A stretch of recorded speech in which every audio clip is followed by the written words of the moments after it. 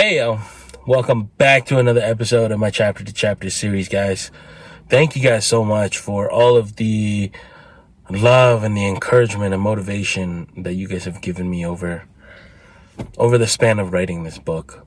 Now that it is at a point where this book is becoming more real, it's slowly hitting me.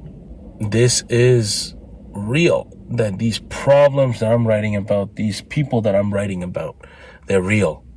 One of the things that I'm really good at is deassociating myself with certain things, right? This allows for me to work better, work harder, and, it is a detachment from reality. But what this book and this memoir have done, it's allowed for me to face everything head on at one time. And what some of you guys might not know is that I've pretty much delayed writing this book for like 3 months. I started writing this in September, but then I scrapped the first draft and then had a huge mental breakdown in October. That huge mental breakdown happened because I was now starting to process all of my trauma.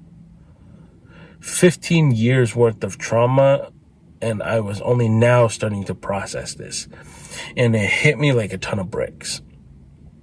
It was hard, and I've been dealing with this trauma since September, and now it's January. And there's still a lot to process, but it's gotten better over the months. Now that I am writing about real problems with real people that are in my life, there is a constant fear that me writing this could cause a lot of misunderstanding. Right? I've processed this trauma. Doesn't mean that the people in my life have. I want to be able to talk about this and be extremely truthful. And I plan on it. But now there is a part of me that I have come to terms with what I've done and what people have done to me. So when I talk about these things, I'm talking about it from the perspective of the kid that I was and bringing in this new perspective of this man that I am. And there are two very different people. People grow. People have to grow. And experience has brought me to this point where I've had to be more understanding.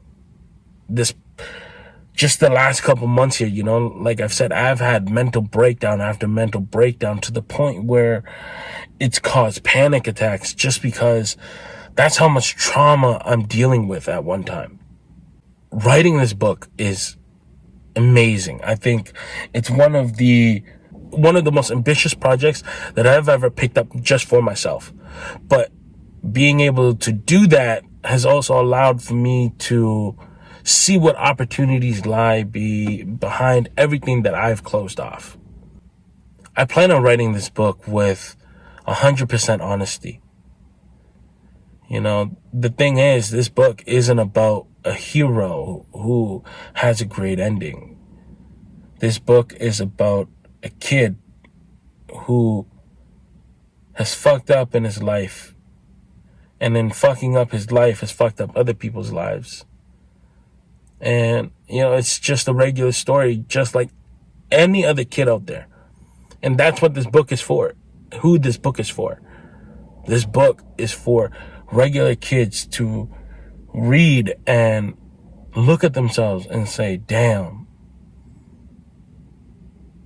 it's okay.